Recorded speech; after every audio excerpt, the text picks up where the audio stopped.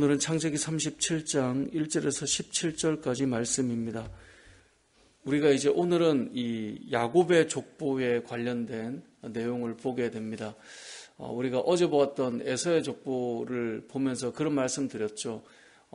크게 이삭이 죽을 때 야곱과 그의 아들들의 이 이름을 나열하고 그 다음에 에서와 그의 아들들의 이름을 나열해서 마치 이삭이 죽은 그곳의 장례식장에 다 같이 모여있는 하나의 그림과 같이 성경에 기록한 다음에 에서의 족보에 대한 이야기를 쭉 나열한 것이 우리가 어제 보았던 36장 전체의 내용이었습니다.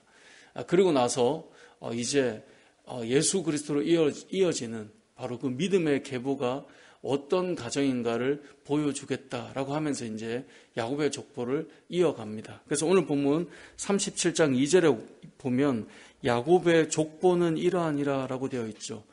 지난번에 창세기 성경 공부하면서 말씀드렸지만 이 족보라고 하는 것으로 창세기는 이 10개의 단락으로 나눌 수 있습니다. 그런데 5개는 우리가 생각하는 족보, 이름을 나열하는 족보로 구성되어 있고 또 5개는 말은 족보이지만 실제로 스토리로 이렇게 이루어져 있습니다. 그러니까 오늘 본문은 야곱의 족보는 이러하니라라고 하면서 이제 야곱 집안은 이래라고 설명은 하는데 그것을 족보라고 하는 것으로 하나의 단락이 시작된다라고 하는 것을 보여줍니다. 자, 야곱의 집안은 이래라고 하니까 우리가 생각할 때 그런 마음이 들겠죠. 이제 믿음의 가문, 믿음의 계보를 이어갈 집안, 뭔가 이렇게 살아가면 도움이 되겠구나라고 하는 어떤 믿음의 샘플이 되는 가정이 펼쳐져 가게 될 것입니다. 그래서 우리에게는 뭔가 기대감을 안고 가게끔 만들어가는 것이 이제 오늘 본문의 시작이죠. 그런데 본문을 읽다 보면 우리가 생각한 것만큼 이 집안이 그렇게 막 우리가 사는 집과 크게 다르지 않다라는 것을 이제 읽어갈수록 느끼게 됩니다. 분명히 믿음의 계보를 보여줄게 하고 야곱의 족보는 이러하니라라고 하면서 설명해 가는데 가까이 들여다보니 크게 다르지 않은 거죠. 예전에 그 희극 배우였던 찰리 채플린이 했던 말 중에 인생은 멀리서 보면 희극인데 가까이서 보면 비극이다라는 말을 한 적이 있습니다. 다들 멀리서 보면 괜찮아 보여요. 좋아 보이고 즐거워 보이고 저 사람은 참 괜찮네. 이 집안은 믿음의 가정이야 라고 할 수 있지만 실제로 가까이 들여다보면 그렇지 않다라는 것을 이제 보게 된다는 거죠. 오늘 본문의 내용을 보면 그렇습니다. 야곱의 족보는 이러하니라. 이제 야곱의 집안에 대한 이야기를 하는데요. 3절에 보니까 요셉은 노년에 얻은 아들이므로 이스라엘이, 여기서 이스라엘은 야곱이죠. 야곱이 여러 아들들보다 그를 더 사랑했어요. 뭐 했다는 거죠? 편애했어요. 자녀가 많은데 편애가 일어났습니다. 근데 이 편애하는 게 티가 나요. 어떻게 티가 납니까? 그를 위하여 뭘 지었어요? 채색 옷을 지어 입혔어요. 그러니까 형들의 입장에는 동생 요셉을 사랑하는 아버지가 불만이겠죠. 집안에 형제가 있는데 부모가 첫째나 아니면 둘째나 어떤 한 아이를 편애해 간다고 해봅시다. 그러면 나머지 자녀들은 마음이 얼마나 불편할까요? 그리고 그것 때문에 얼마나 질투가 날까요? 2절에 보면 그런 편애 가운데에서도 요셉이 했던 행동이 형들에게서 뭔가 좀 그들의 마음이 불편하니까 나는 잘해야지 뭐 이래야 될 것 같은데 그렇지 않고 2절 중간에 보니까 요셉의 17세 소년으로서 그의 형들과 함께 양을 칠 때 그의 아버지의 아내들 비라와 실바의 아들들과 더불어 함께 있었으니 그가 그들의 잘못을 아버지에게 뭐예요? 말해요. 이게 뭐 했다는 거예요? 고자질해요. 그러니까 안 그래도 편해서 너무 싫은데 같이 있는 이 요셉이 있었던 일을 아버지한테 다 일러주는 거예요. 그러니까 형들 입장에는 그냥 잘해도 지금 좋아할까 말까인데 자기들이 있는 뭔가 실수나 이런 걸 집에 가면 아버지한테 하나하나 다 고자질하는 요셉이 어찌 좋을 수 있겠습니까? 그래서 4절에 보면 그의 형들이 아버지가 형들보다 그를 더 사랑함을 보고 그를 뭐예요? 미워해요. 그리고 그에게 편안하게 말할 수 없었다라고 말합니다. 그러니까 너무나 불편하고 너무나 싫은 그런 상황이 펼쳐져 있는 거죠. 그런데 그 배경을 가지고 있음에도 불구하고 하나 더 이야기가 얹어지는데 이제 요셉이 꿈을 꿔요. 어떤 사람들은 요셉처럼 꿈을 꾸고 비전을 가져야 된다. 이렇게 말하지만 요셉이 꾼 꿈은 자기가 의도적으로 꾼 꿈이 아니에요. 여러분 밤에 잠을 잘 때 내가 이런 꿈을 꿔야지, 물론 좀 만들어내려고 꾸다 보면 뭐 비슷하게 꿈을 이어갈 수도 있고 조금 만들 수 있을지 몰라도 오늘 본문의 이 꿈이라고 하는 것은 우리가 자다 보면 내 의지와 상관없이 꾼 꿈을 말해요.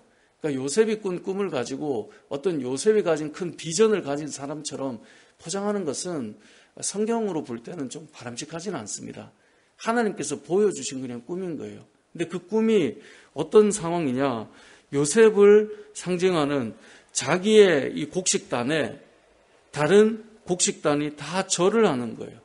자, 꿈을 꿨는데 자기가 생각할 때 내 곡식단에 형들을 비유하는 곡식단이 다 절을 해요.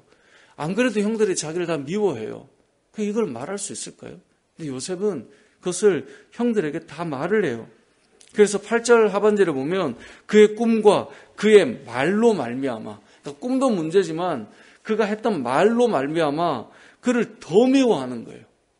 근데 요셉이 또 꿈을 꿔요. 9절에 보면 다시 꿈을 꾸고, 자, 형들이 이것 때문에 이 정도 미워하면 눈치가 좀 있으면 좀 그냥 넘어가야 되는데 어떻게 합니까? 또 말해요. 또 꿈을 꿔서 형들에게 또 말합니다. 내가 꿈을 또 꿨습니다. 이제는 해와 달과 11별이 내게 절하다이다. 이제는 뭐 아버지와 어머니까지 그 안에 포함된 듯하게 표현을 하는 것이죠. 그랬더니 아버지조차도 요셉을 꾸짖는 그런 모습이 10절에 등장합니다. 자, 이것 때문에 형들은 11절에 보면 그를 시기했다라고 말합니다. 그러니까 좋아할 수가 없죠. 그러니까 집안 자체가 지금 뭔가 평안하기보다 형제들 간에 갈등이 있고 불편함이 있고 눈치가 없고 그 가운데서도 여전히 편애하고 그런 상황으로 지금 흘러가는 겁니다. 오늘 본문에 보면 이제 요셉이 형들을 만나러 가는데 이제 내일 본문에 나오겠지만 형들은 결국 요셉을 가만히 두지 않죠. 이런 상황이 오늘 본문에서 쭉 펼쳐지는 걸 보면서 우리가 깨닫는 것이 있습니다. 분명히 성경을 보면 35장 후반부에 보면 이삭과 그리고 야곱과 그의 12아들들을 등장시키면서 그들로부터 이어져갈 믿음의 가정이 무엇인가를 보여줄 거야 라고 말하면서, 그런데 그와 다른 에서의 집안은 이래, 그래서 에서의 족보를 쭉 나열하고 드디어 야곱의 집안에 대한 이야기가 딱 등장하는데 생각보다 저와 여러분이 살아가는 집안과 크게 다르지 않다라고 하는 것을 사실 지금 보여주고 있는 것이죠. 그러니까 여기서 우리가 알 수 있는 것이 무엇일까요? 성경에서 말하는 믿음의 가정, 분명히 야곱의 집안을 보면 야곱은 어려울 때 베델로 올라갔고 여러 산전수전을 겪었지만 늘 하나님 앞에 기도하는 집안이었지만 계속 그 집안을 잘 우리가 면밀하게 살펴보면 우리와 크게 다르지 않은 그 집 안에 부모와 자녀와의 갈등이 있고 형제들 간의 갈등이 있고 갈등이 있는데도 풀어갈 만한 눈치도 없고 그것이 계속 이어져 가고 있는 그 상황을 오늘 본문은 우리에게 보여주고 있는 것입니다. 자, 이러한 가운데 하나님께서 이 가정을 어떻게 인도해 가시는가? 결국 믿음의 가정이라고 하는 것은 하나님을 믿고 하나님을 신뢰하고 살아가지만 완벽한 가정이라는 것이 아니라 그 가정을 하나님께서 지속적으로 어떻게 변함없이 신실하게 인도해 가시는가를 통해서 그 가정을 이끌어 가시는 하나님을 보게 되는 것. 그것이 믿음의 가정입니다. 그러니까 믿음의 가정이 물론 더 하나님 앞에 서고 귀한 면들이 없지 않죠. 하지만 들어가 보면 그 안에도 다 말할 수 없는 눈물과 속사정이 다 있어요. 우리 교회 안에 속한 성도들의 가정도 마찬가지예요. 저 집은 좀 다르겠거니, 저 집은 그래도 좀 더 나아 보이겠거니, 저 집은 좀 이러겠거니, 그렇게 보일 수 있지만 들어가 보면 다 표현할 수 없는, 다 말할 수 없는 그런 속사정들이 다 있다라는 거예요. 그런데 그럼에도 불구하고 그것이 왜 믿음의 가정인가? 불완전하지만 주를 바라보는 그 가정을 하나님께서 계속해서 인도해 가시기 때문에 믿음의 가정으로 세워져 갈 수 있다라는 것을 알게 되는 것입니다.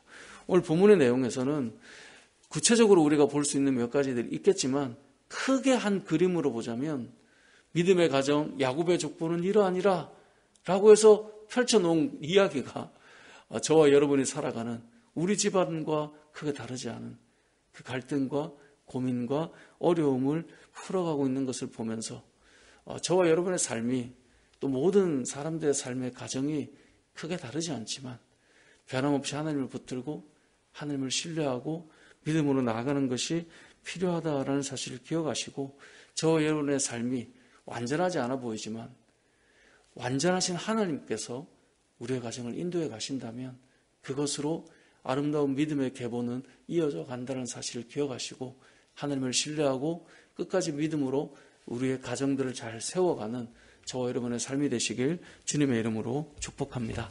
아멘.